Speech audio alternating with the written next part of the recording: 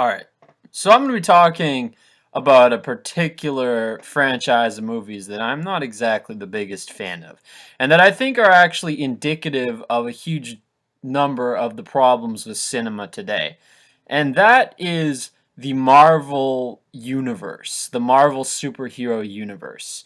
Now, when I say that, I'm not talking about every movie affiliated with the Marvel brand. Like, for instance, some of the 20th Century Fox movies, like Deadpool or Logan, they would fall completely outside of this. Like, I'm talking about the Disney produced ones that include like Iron Man, Captain America, Thor, the Avengers in general, Guardians of the Galaxy, Ant Man, etc. Spider Man Homecoming as well is the most recent of them. Now, what is my fundamental problem with this franchise and why do they represent uh, everything wrong with cinema? It's because these movies are popcorn fluff. They're funny, but not too funny. Everything is kind of lighthearted, bantery. It doesn't take itself too seriously. And I think that's a big part of the problem. I actually like movies that take themselves seriously and that have a sense of stakes. To be honest, I would say the average animated kids movie is darker and more threatening and has more stakes than these films. Everything feels very inconsequential. I'm not saying every movie has to be dark and gritty and serious, but when it gets to the point where you know no character's gonna die, and if they do die, they're gonna be brought back in some convoluted way, it's like there's no tension. Uh, and that's the thing. There's no tension in these films. There's no genuine sense of menace or threat or anything of the sort. Everything feels very silly and inconsequential. There's no real feeling that like these of verisimilitude. There's no feeling that this could really happen. Like there's no grounding in reality. Like I understand it has superpowers, but you take a film like Logan or the Dark Knight films, and there is a certain grounding in reality. It does to some extent feel real. The Marvel films just don't. I mean, it's not that I dislike movies that are lighthearted or that are just more fun oriented, rather than being super dark. Hey, I like the original Indiana Jones films. I like the 2009 Star Trek reboot. The sequels, not so much. But I do enjoy a good fun movie. It's just that these movies, it's not just about the fact that they're lighthearted. It's about the fact that there's no threat, there's no menace, there's no stakes. The villains are usually not intimidating at all. Um, and not every villain has to be super intimidating, but they literally never are in these movies.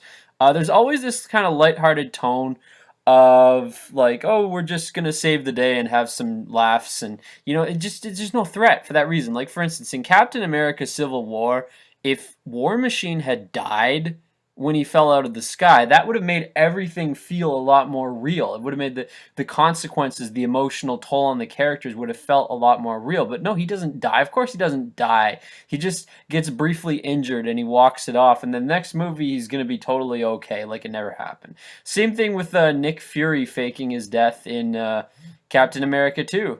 And the same thing in the Avengers with Agent Coulson. It's like, well, he actually died, but oh wait, they're gonna bring him back for the TV show. I don't even know if that counts as canon, but either way, the few times when the movies do work, like probably the best Marvel movie was probably Captain America: The Winter Soldier, and that's because it actually did feel a bit like there was a bit of a sense of threat in that movie, like the scene where the maid walks in the conversation with Robert Redford and she gets shot. Like that was like, oh, holy shit, that was an actual moment that was kind of dark and kind of, you kind of felt actual sense of threat there. And that actually made it better. It still has the same problems as other Marvel Universe movies, but less so, and it felt a bit more threatening, a bit more like the stakes were real. And I don't know, everything.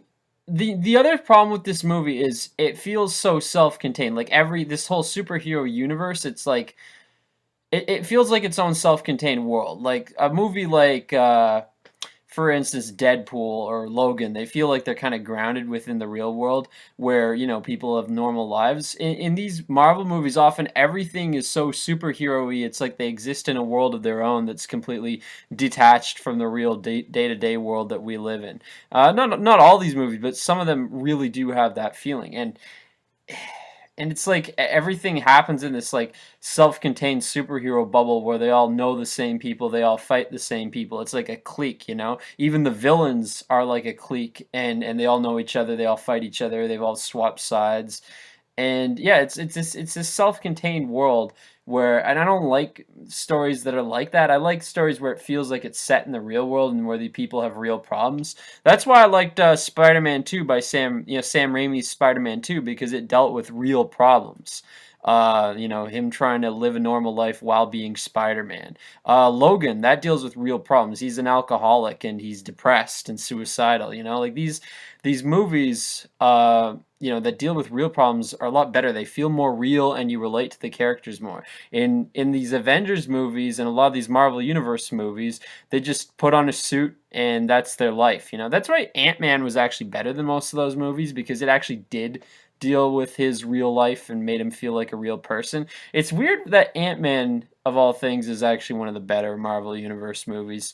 But another problem I have with it is that these movies, they feel like a kind of a vehicle for globalism. Like the whole idea of the Avengers is like, oh, they're this team where their authority supersedes any national authority. They work for some vague, omnipresent international body. I don't even know what it is, like Shield, or like what is Shield?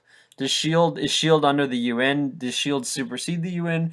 And they keep what's really triggering is that they keep displaying like other countries in a way that like they're in Germany, and like nobody's speaking German, and they're in these like buildings that are where everyone is just speaking English, and it's like this idea that like the whole world is just this English speaking globalized place where it's like, oh yeah, you can be here, you can be there, Shield's here, we're everywhere, Shield's here, Shield's there, and they don't like, it's just like everywhere feels the same. It's very globalized, the world it depicts, and that is something I really don't like, and it's ironic because Captain America in the first movie, when Red Skull talks about, oh, a world without nations, Captain America says, not my world, like indicating he's a patriotic American. But yet that is the world that he fights for, because that's essentially what the Avengers are. They're this nationless team that fights for this,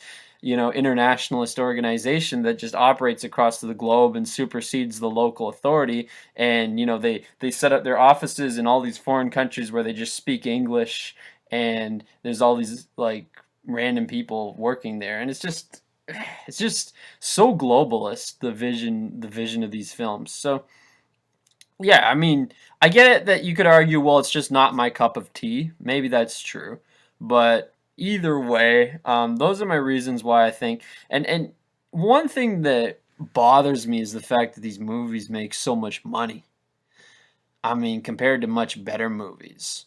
Like, if you look at the box office for this July, Spider-Man Homecoming is making a ton more than War for the Planet of the Apes or Dunkirk, both of which are far superior movies. Yet, people just eat up this tepid, generic superhero nonsense. They eat it up.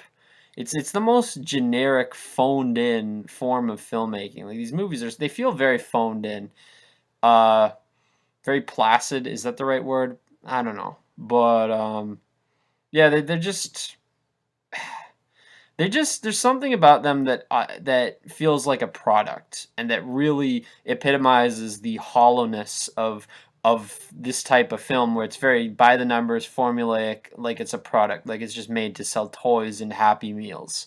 And that's the impression I get with these movies. There's no heart, there's no soul to them. Everything is very shallow, like a lot of shallow banter, kind of like office banter almost. Well, it's like that's what they are. They're coworkers, rather than being genuinely funny, and everything is so inconsequential, so silly. There's no stakes, there's no tension, there's no sense of threat. I just these movies to me, they represent everything wrong with mainstream cinema. I'm not That's not to say that they're the worst mainstream movies ever. There are much worse movies, but they represent everything wrong with mainstream cinema in general. So yeah, that's my thoughts on these movies.